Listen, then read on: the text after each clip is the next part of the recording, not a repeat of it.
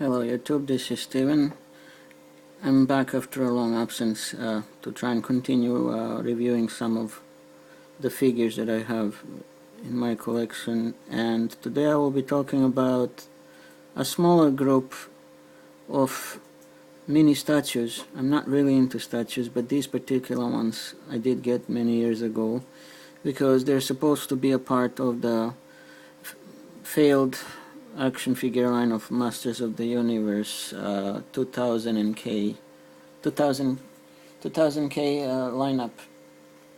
That was practically an attempt to resurrect interest in He-Man and Masters of the Universe at the beginning of the 21st century. I'll show you a sample of the figure from the toy line that I'm talking about.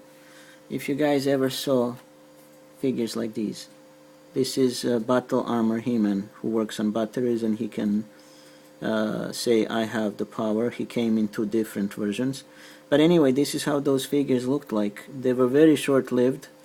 They were available in retail and in comic book stores and so forth, and then they failed, I guess, due to many different reasons, but they did last from about 2002 to about late 2003 roughly. At the same time, there was a cartoon series that was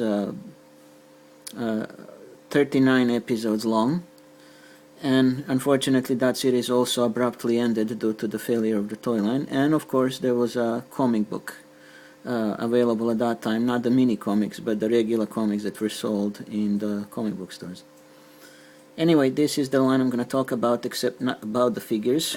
About the figures another time. I'm going to talk about what happened at the end of the toy line after it failed. Many characters that were meant to be made as figures unfortunately never saw the light of day due to the fact that the line failed and fans wanted to see some of the characters that were yet to show up, such as Hordak here, and let's start with him. Hordak, for those of you who are not familiar with He-Man or She-Ra for that matter, he is another villain or a warlord aside from Skeletor, who comes from Horde Empire, a very powerful empire that is trying to conquer most of the universe. They did conquer a planet called Eteria, where She-Ra lives with her rebels, but he is also known to be an enemy of He-Man and Masters of the Universe as well. Now Hordak has his own warriors to help him do any conquests, and he has a vast army of Horde trooper robots. But anyway, at the end of the toy line in 2003, 4 Horsemen, who were also designing the actual figures, decided, with the approval of Mattel, to at least release some of the characters that were never seen as toys, to release them in a format like this, as mini statues. They were also called Staticons. As the name itself, Staticon, will tell you, Staticon means it's just a static figure. So there is no articulation in them whatsoever. They cannot move arms, legs, nothing. They just are pre-posed like this, and that's as far as they go. So you cannot really do anything with them other than to display them and to sort of put them on display along the figures themselves to sort of fill in the gaps. Usually these mini statues were released in waves, so roughly 3 per wave, and Hordak here is from wave 1.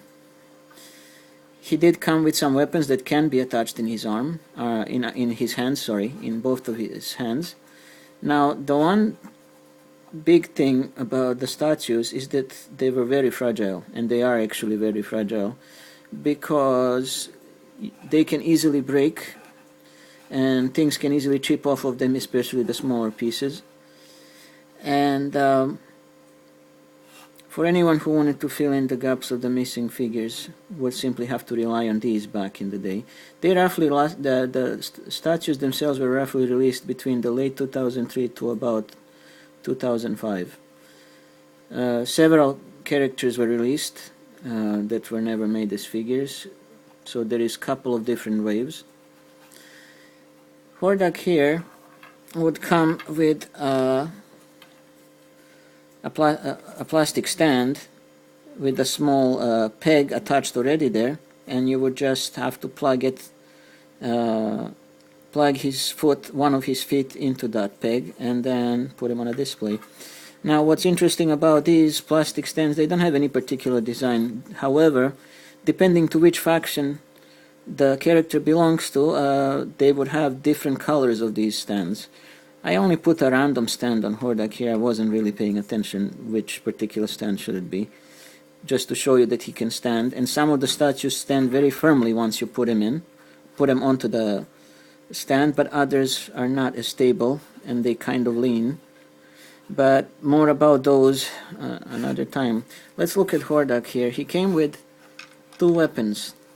One of them is the redesigned version of his crossbow that he had as a vintage figure, and there is already an arrow attached inside the bow. The arrow is not removable, so it's all sculpted as one piece. And when you take a closer look, you see Hordak's face designed right on top of the crossbow. And you can tell, compared to, let's say, the vintage crossbow of Hordak, this design looks very, very different. And if this was an actual toy, I would assume that when you press the face, it would launch the arrow. But since it's just a statue, then it remains this way. You also have a handle here below, and a hole where he can put his finger to hold it. And this was supposed to be the hand right here, his right hand, where you can attach the crossbow. However, I gotta mention the fact that the crossbow doesn't really stay firm in his hand. It's kind of loose. I would assume that's because, and there is a finger that's outstretched so that you can put it through the hole. So it's supposed to look something like this, and unfortunately, as I said, it's very loose. The bow is just too heavy for the statue to hold. That's why I don't try to force it in his hand, because it will just fall down again. So I keep it on the side. But he comes also with another piece, which is his battle staff. The vintage figure of Hordak from the 80s never had such a piece available. The vintage one only came with a crossbow, but this one comes with a battle staff that has the Hordak's face and the red wings, which is also his symbol on his chest. And in order to put this piece correctly, because the hand is practically molded like this, and the fingers cannot be moved around or anything, or the thumb, you practically take a piece, this stuff, roughly in the middle of it. You separate the two pieces that are connected by a peg, and then you push the bottom piece under, and then you plug the top piece on top, and they meet in the middle in his hand. And that's the only way you can put it in. There is no other way. I will not take the stuff apart at the moment, because I'm afraid that that peg is usually quite sensitive in there, and it could easily break. Now, before I forget, these kinds of statues were actually made through a company called Neca, which some of you are probably familiar with, because they also make all sorts of action figures and things of that sort. Mattel at that time, in 2003 or thereabouts, they gave them a temporary license to release a couple of these statues, and to also release some large size statues which were smaller in numbers, and they had dioramas. And they also released small mini busts based on some of the characters from the 2000K He-Man cartoon series. I don't have any of those busts, the mini busts, and I don't have any of the large statues, because wasn't really interested in any of those. I kind of like these in particular. And I will also mention I don't really have a full set of these statues. I only have roughly half of them, but the other half I wasn't able to track down at this point in time. But anyway, let's take a look at Hordak a bit from different sides. As I said, he is pre-posed, so the arms and hands are stuck in one particular pose, and that's about it. The cape looks pretty nice, and it's made like it's waving in the wind. Of course, this is not cloth. It's a type of a clay or cement. I'm not really sure what the material is, but it's definitely not plastic, I don't think. And He has a great deal of detail on his armor, especially when it comes to his emblem. I'll try and bring him a bit closer. There we go. So there is his red bat logo, and there is details on his belt. So this is the version how Hordak looked in one particular episode of the 2000X. Sorry, I keep calling it 2000K. It's actually 2000X Masters of the Universe series. So it's a 2000X, and in that cartoon series he had one particular episode where he showed up. So this is how he looks reimagined compared to his Filmation version from back in the 80s when he showed up for the first time. So that's as far as Hordak goes. There were a couple of other members of his released in a statue form. There is also Mantenna and Grizzlor, and there is also Mosquitor. None of the other members unfortunately made it into the cartoon. Oh, sorry, I also missed on Leech. So there is Leech, Mosquitor, Mantenna, and Grizzlor. Couple of other warriors of his that were known in the old Toyland were not made and never made it into the cartoon or the statue form or even the toy form. So some of the ones that were that never made it in are Drugstore, Modulok, Multibot, Shadow Weaver, and Horde Troopers. So none of those made it in. And Scorpio, of course not, and Katra either. But anyway, that's as far as Hordak goes. Let's move on to the next statue from the Horde that I have here, and that would be Mantenna. There he is. Mantenna was made to look and resemble his singular appearance in the same episode that Hordak appeared in. It was more of a flashback when King Grayskull was fighting Hordak and his horde to stop an invasion by them of Eternia, or of a pre-Eternia. So this is how Mantenna looks like. He looks quite scary and nastier than his vintage counterpart. He has very sharp teeth, and he looks like he literally came out of a horror movie. But he's very well done. I like the colors that reminisce me of the color scheme the way he had in the Filmation cartoon series, in the She-Ra Princess of Power cartoon series. And he does come with a stand. Here again there is a stand, and he comes with actually all four legs showing, rather than the vintage version that had the legs literally molded together.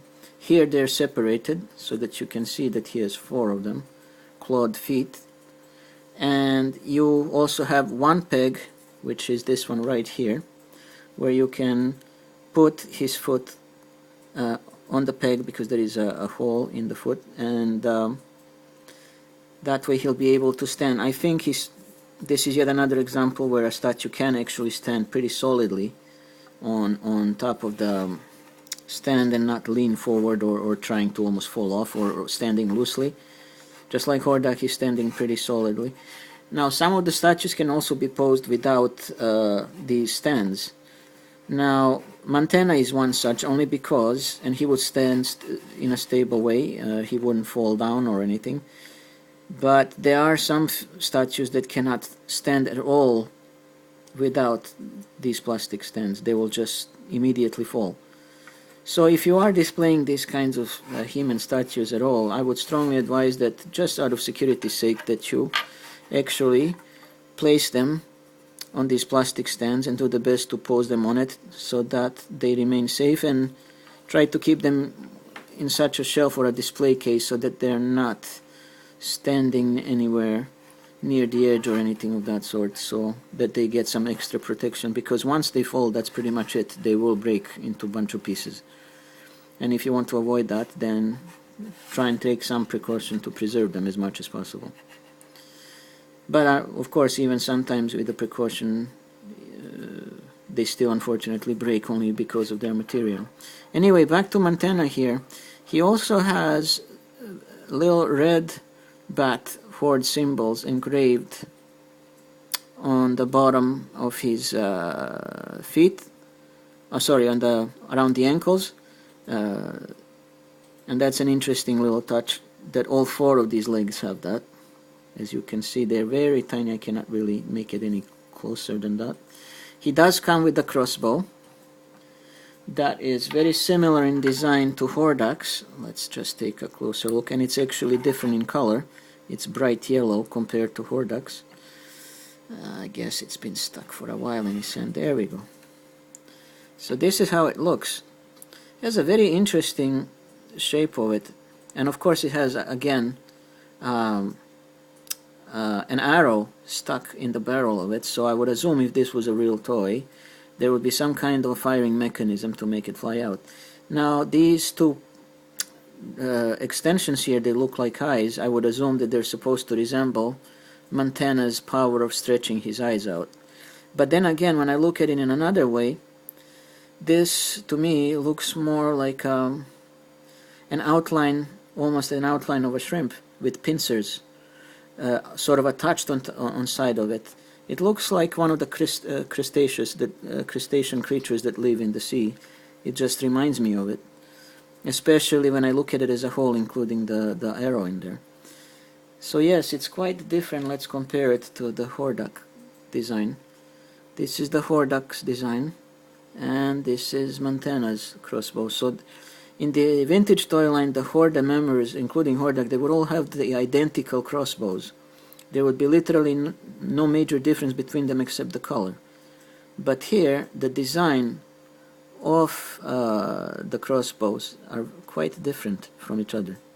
The only thing that seems to be exactly the same is the arrows that go in. But other than that, it looks quite different altogether. Anyway, continuing a bit more about Mantenna here.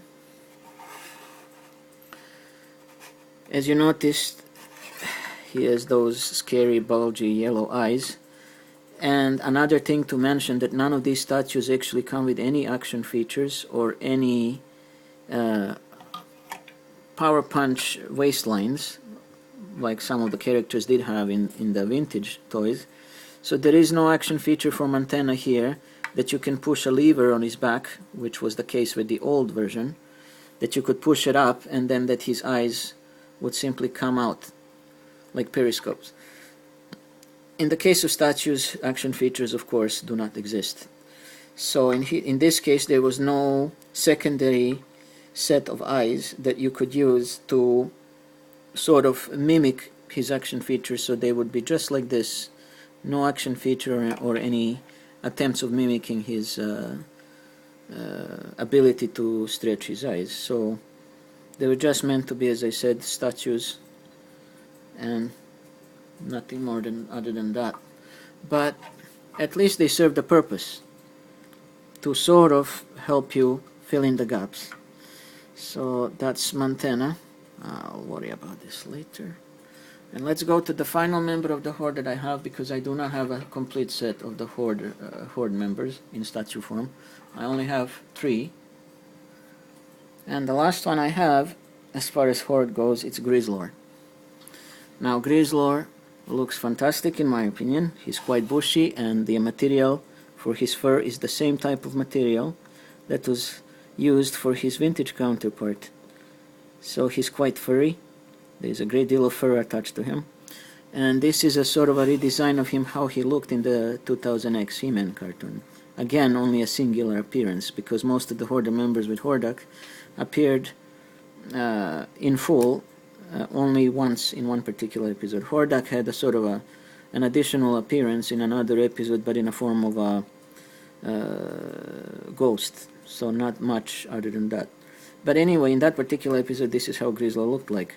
Compared to the vintage one, this particular Grizzlor has a sort of like a semi-helmet of a sort covering his face. He does keep his traditional emblem on his crossbelt with a red bat on it. His loincloth is quite different, including the belt buckle, because for one thing, the vintage version never had a belt or a Never had the belt with a loincloth whatsoever, so in this version he does have it. And he comes again with the crossbow, which is pretty much the same as Hordak's, just different color. And the crossbow can be taken out of his hand. And it's designed pretty much the same way like Hordak's.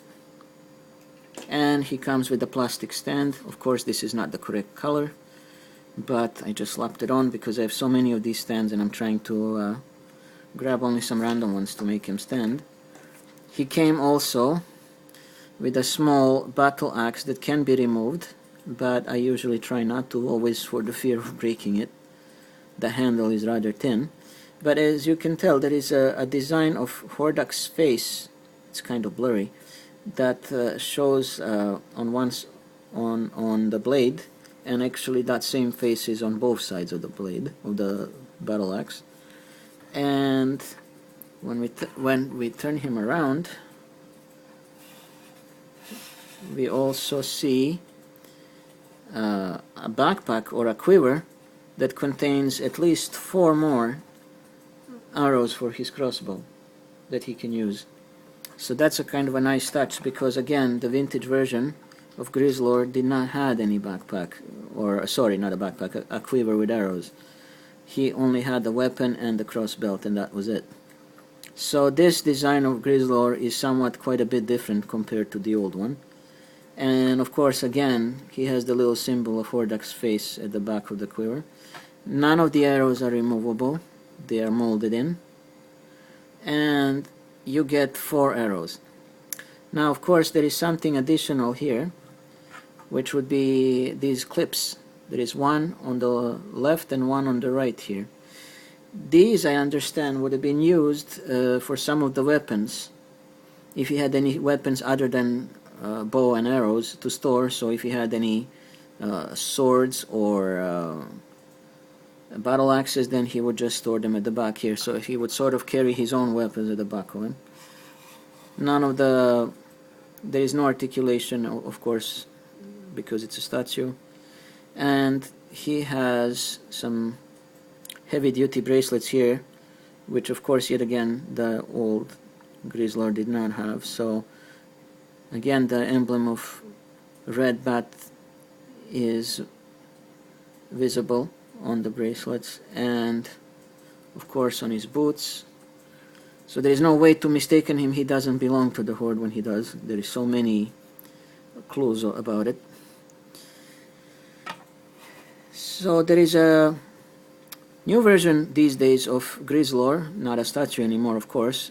Starting around 2006-2007, there was a birth of Masters of the Universe Classics figures, which I talked about in one of my other videos, and there Grizzlor was released in his vintage form.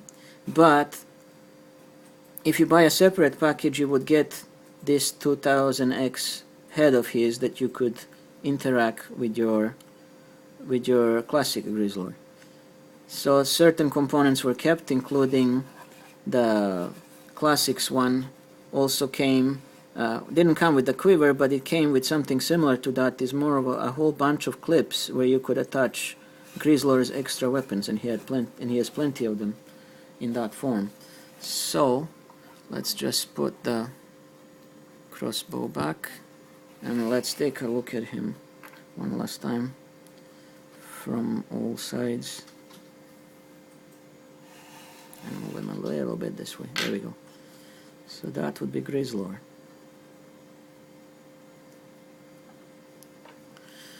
And one more look at Mantenna and Hordak. So here we go, Mantenna.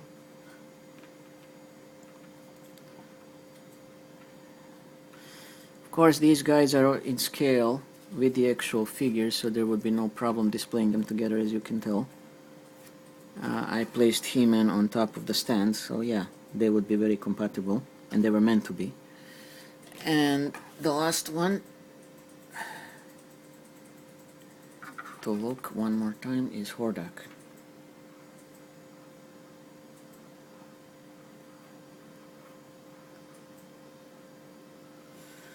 So that's it. That's it as far as the mini statues of the Horde from the 2000X cartoon series go. Thank you guys for watching, and keep following my videos because I will cover the remaining statues that I have from this line. Thank you, and catch you guys later. Bye.